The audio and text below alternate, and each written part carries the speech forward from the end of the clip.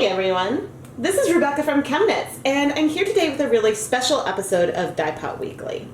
Today I am going to dye the roving to kick off our Spin into Gold adventure, where I will dye roving and spin a yarn for our sponsor Marjorie. I am so excited to create this video. Now, Marjorie suggested that I let the boys pick the colors for the yarns. And when I asked Lucas, he picked pink, orange, and purple, which happen to be his three favorite colors. I am going to use a variety of different food colorings to mix some hues of pink, orange, and purple that will probably break some when I hand paint. I have a bit of a vision for what I want to do for spinning the yarn, but I also know that sometimes when I'm hand painting fiber, my mind changes as I go about it. So I will talk about my plans as we are hand painting. Today we are going to dye 200 grams of stroll roving. This roving is 75% Superwash merino and 25% nylon. And although I have dyed this a lot in its fingering weight yarn form, I have never used this roving or spun this roving before. So I am really excited to see what kind of results we get. I am pre-soaking the 200 grams of fiber in some water with 2 hearty tablespoons of white vinegar overnight. It is now time to mix our dyes. Since I'm pre-soaking the roving in vinegar, we don't need to have any acid here in our solutions. I have 3 cups, each with half a cup of water, and I plan to add the dyes to squeeze bottles to apply it to the yarn. And each of these squeeze bottles, I believe, are 4 ounces. So I'm going to mix the dye and then add water as needed to fill up the bottles all the way. Okay, so let's start with the purple. I think today I want to do a mixture of Wilton's Violet and some Royal Blue. And well, this is I'm near the end of, so I would say maybe I've got about 1/8 of a teaspoon of the Wilton's Violet in here. But I'm going to go back into the container and try to scrape more off.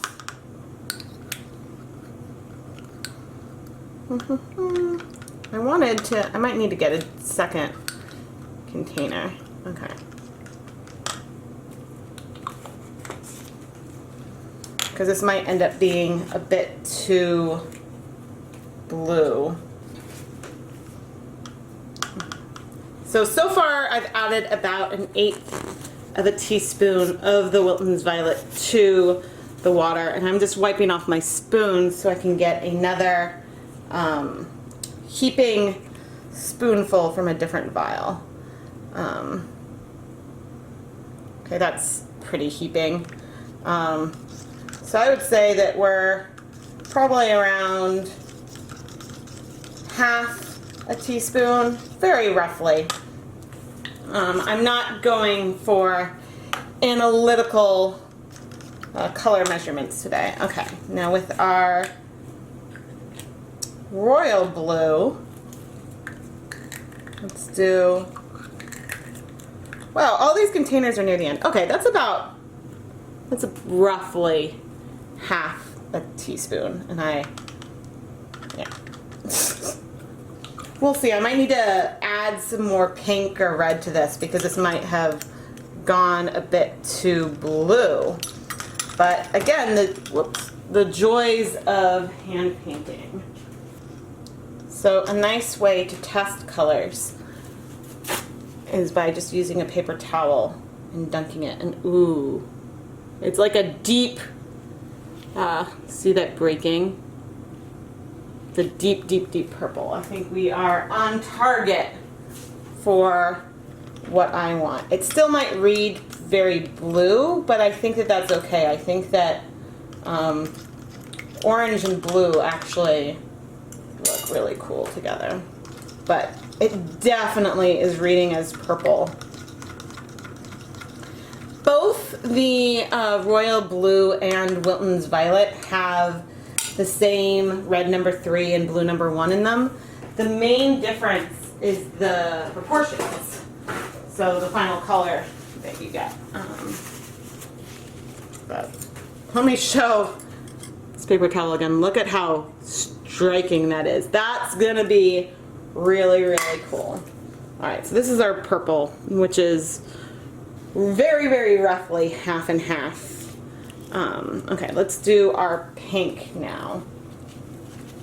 So I think that I'm aiming for doing almost like a whole teaspoon of dye, which is a lot of dye in each cups. I am dyeing 200 grams, but I'm hoping to make some really like deep saturated colors. Okay, for the pink, I'm starting with this burgundy.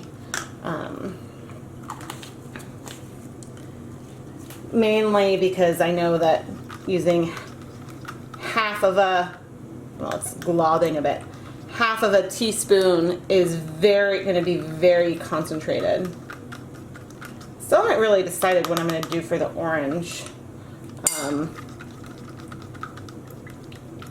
I thought it would be fun to add some copper into it, but I might also add some pink to that. Okay, I am going to add to the burgundy, I think, some, let's do 10 drops.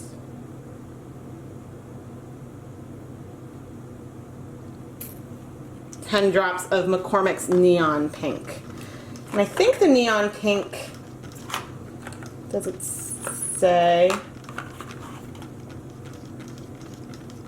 No, it doesn't say what is in the red number pink, but in the Neon Pink, but I think that the Neon Pink is predominantly red number 3, because that's more of a pink than the red number 40. Helping get those globbies off so we can check the color.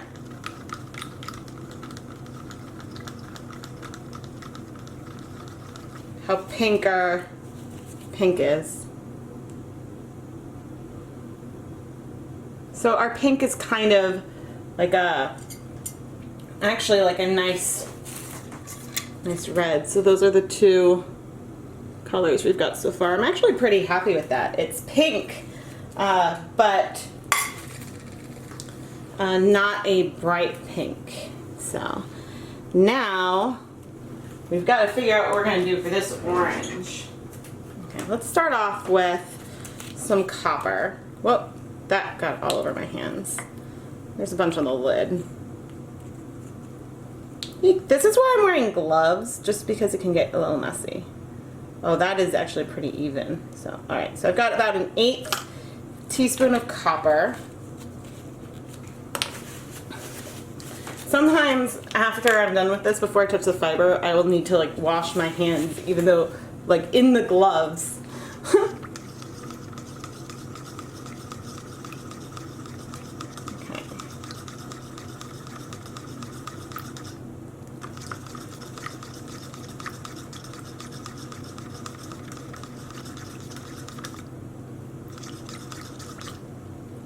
Okay, that's sticking to the spoon. But let's do 7, 2, 3, 4, 8, 9, 10 drops of yellow.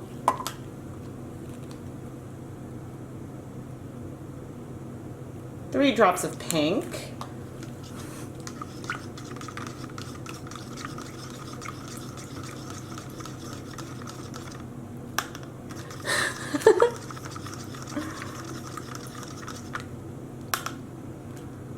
Come on.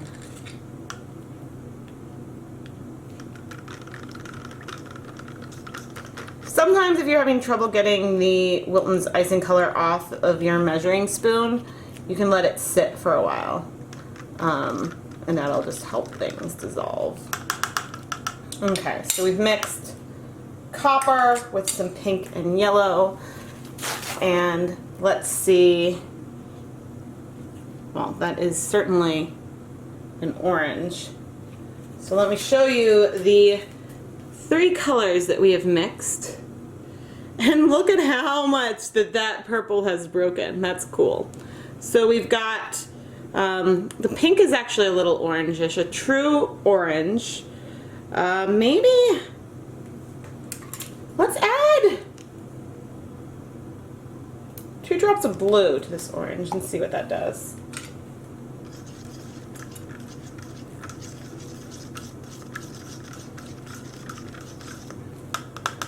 It might take it more brown. Whoa!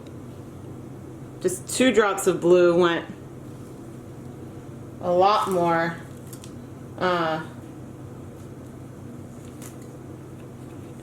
See the the big difference that a bit of color could make, but I'm actually kind of digging it. I think that we might see, yeah, look, you can see the green breaking from the copper. So I think that these colors could be pretty cool. I might do 3 more drops of pink.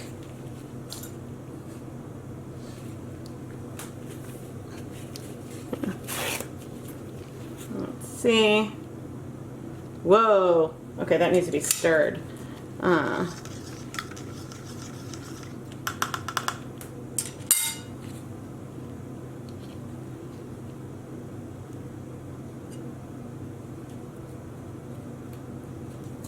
Okay. I think those are the Lucas colors, and you know, I'm gonna clean up this mixing station and we will start painting.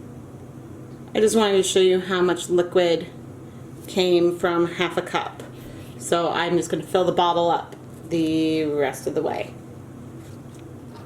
I put the Roving through my salad spinner to remove as much of the pre-soaked water as I could, so that way I can add as much of my dye as possible. I now have the fiber laid out in approximate thirds, and the 2 skeins of Roving are laid out on top of each other. My plan is to dye 2 nearly identical colorways, where we're going to have a block of, and I haven't quite decided the order, but like a block of blue, a block of purple, a block of pink, and a block of orange. And then I'm going to spin each of these 100-gram hanks of Roving slightly differently and then apply them together. So that is my rough plan at the moment. But I can't quite tell in my squeeze bottles which color is which. I think that this is my purple. Yes. Oh, funny. So, I guess I should shake this up a bit. There are some food coloring globs that came out right away. So, I mean, I think actually that'll look pretty cool, but that might require some more rinsing. I forgot that I made sure the globs went in as well when I was adding the dye to the bottles. Okay, so this I think is, yeah, this is our pink. And then here is our brownish orange. Cool. All right, this is our plan. And so now I just need to apply the dye. So you might notice that I haven't started squeezing it yet, and I'm just kind of applying it in a bit of lines. I do plan to squish the fiber in a bit, and you can see that there's a lot of dye in here with the amount of coverage I've done already, and the color isn't even penetrating all the way through yet. But I want to give a little bit of a chance for the colors to break some, because I think that that will give some fun depth of color to the yarn. And if you remember from the Neo experiment on the Superwash yarn, we got some awesome breaking. So this fiber is 75% Superwash merino and 25% nylon. And we've observed in other videos on the channel that the dye breaks absolutely beautifully. And that we get, you know, it's a bit more apparent on the stroll than we see. Oh wow, look at those greens over there. That is awesome.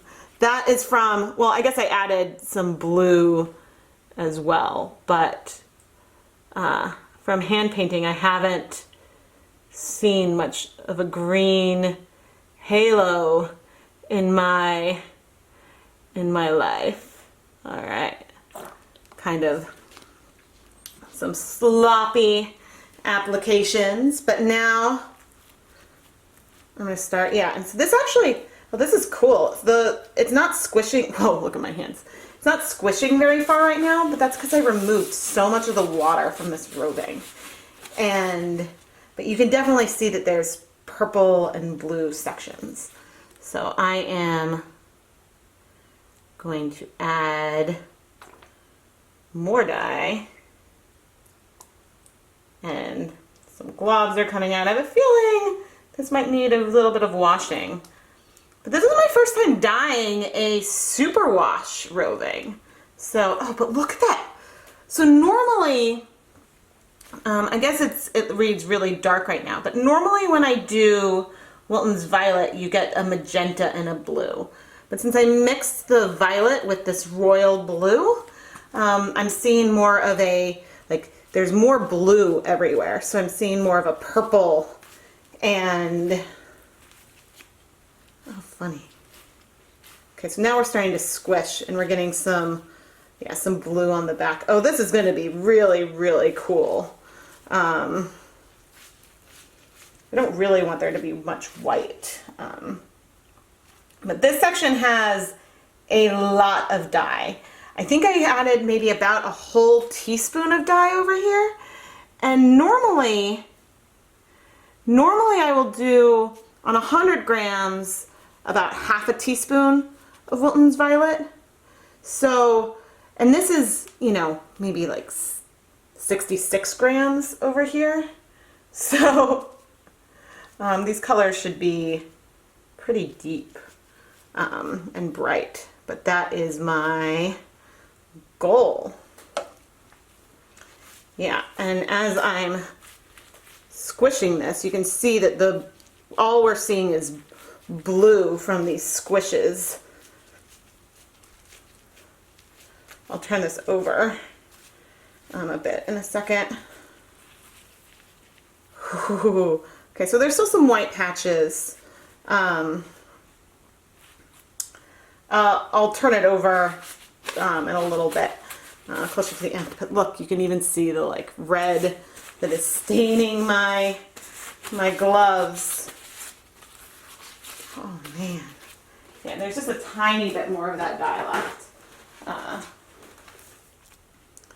But I'm going to start focusing on our cool burgundy pink, which is giving us a really nice pink halo versus the bit of a blue halo from before. All right. Oh, I was very happy with that. So, oh, that's pretty.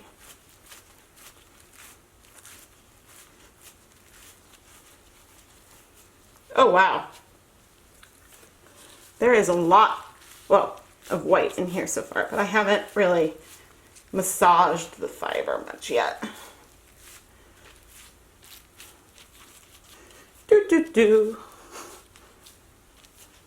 Yeah, I have a feeling that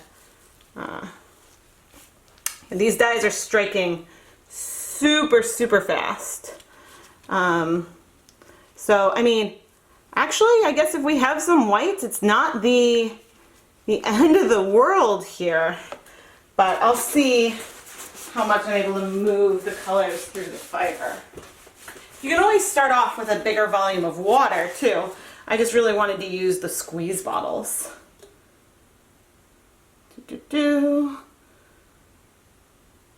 Our brown, which is definitely reading orange as it breaks, which is awesome for applying the dye mostly to one side to get us some. So I'm planning on spinning big sections, but you can see that there's a lot of color variation within each of these sections, so I think that it'll still be really, really cool and pretty. So I'm pretty excited. All right, I've got just a, whoops, maybe a lot less than some of these others. But, oh, that's cool. Oh, it's like a green. Oh, because those reds just strike so fast. That is awesome. I'm a little nervous about, I mean, I know this is a superwash, so it's not going to felt, but I could still, you can see these fibers kind of moving around as I'm pressing on it. So I'm a little concerned about my technique. If you dye a lot of roving and hand paint and like massage the fiber, I would appreciate some tips. That would be, I would welcome that. But I'm spinning this fiber myself, so I'm a little less concerned, but ooh, pretty. Okay, I'm now going to attempt, I don't think I'm going to try to flip it all over entirely, but just to show, oh, we have some white on the back. What about this with our pink? Yep, we got some white there too. And, we even have some white in with our purple as well. What's funny, so initially I said I didn't want white, but right now this white is reading so like stark compared to the other color. I am still going to squeeze this a bit. Yeah, but you can see, whoa. Okay, did you see how much green, how green that was? So I think that I'll be able to get it so they're not like as stark white maybe, so there will be a little bit more of a pale green in there, and maybe we can get some like of a mauve through here, but most of the color, yeah, you can see, maybe the issue is my gloves, or maybe I just shouldn't be squeezing, I don't know. But we'll see as I'm spinning the fiber. Yeah, so see, you can see that there's so much blue here. Of all the colors, it's the blue that hasn't yet absorbed. But also, I think the most food coloring is in this yarn over here. Okay. I'm going to shift all of these guys like so, and now I am going to wipe up some of this excess dye. Oh wait, I still have a little more in my bottles. I want to use that up. It's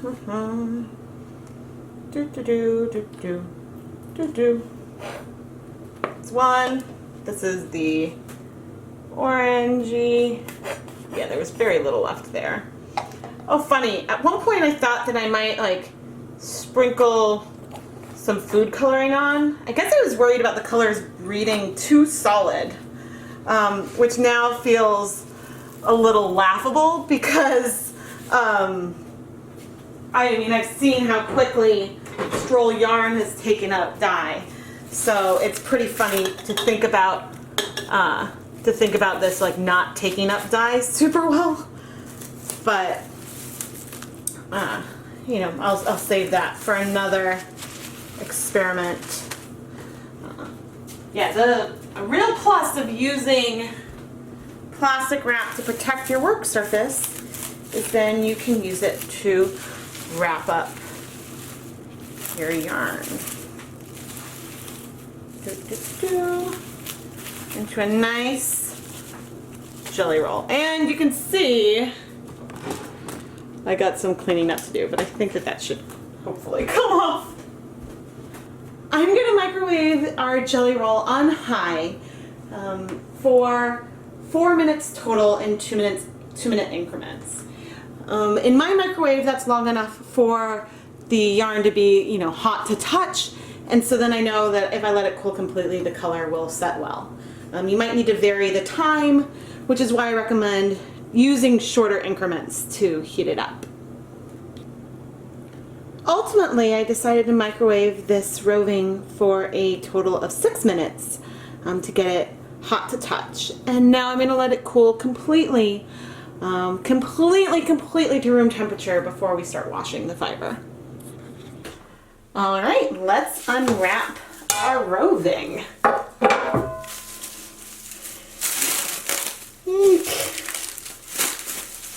If I can find my edges.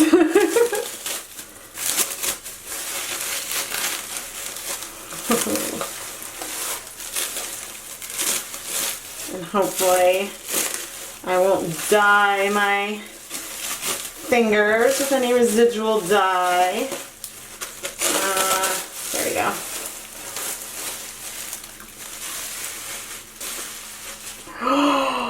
Oh, you guys, look at this bluish. I mean, it's definitely not reading. Oh, it'll read purple when it's dry, but I think I'm gonna need to dye some of this myself using just this mixture. Check it out. So the great news is that the color is all in the fiber. I still want to be as gentle as possible when I'm rinsing it.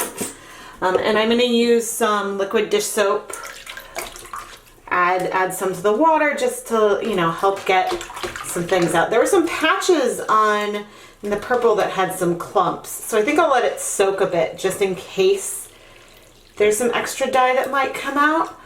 But, oh, this feels so nice. I'm so happy. Someone commented on the picture of the bear roving on Facebook and said it looks like a cloud. Well, it feels like a cloud or a marshmallow. I have a feeling that this being my favorite fiber to knit with might also become a favorite fiber to spin with. Plus it's Superwash, so that's awesome. So anyway, the water is clear, but I'm going to let it soak a bit and I'll rinse it a couple times. And then I will put it through the salad spinner and hang it up to dry. Yeah. You guys, this roving is amazing. What's funny is that sometimes I'll be feeling it and I'll feel like there's a hard section, but as soon as I go and I touch the section, it like smooths out and is a fluffy, fluffy cloud all over again. So in our orange, we have spots of orange, spots of like a chartreuse green, and then kind of this white. And the pink, you can almost see some areas where a tiny bit of green or something came out of the burgundy. And then we've also got a paler pink, and ooh, it's just delicious. In these purple sections, we've got the bright, bright blue, that's my favorite. And then also the magenta is reading more purple because we've got such a big amount of blue going over the roving. But yeah, how about this for matching colorways? And one of them you're seeing a little more of the white section, but I think they're pretty even. Marjorie, thank you so much for sponsoring this video. I had a lot of fun creating these colors and spinning this roving, and I cannot wait to spin your yarn. For you and for everyone else, stay tuned because I plan to go live for some or all of the spinning of Marjorie's yarn. If you subscribe to the ChemKnits Tutorials YouTube channel, you'll be notified when I start a live stream, or else you can check out the ChemKnits Facebook page or Instagram feed because I will let everyone know when I am planning to schedule this live stream. Thank you so much for watching this dyeing video as I dyed Stroll Roving for the first time with a lot of food coloring. I am really happy with how these colors came out, and I look forward to exploring more ways to dye this fiber in the future. I am Rebecca from ChemKnits, and thanks for watching.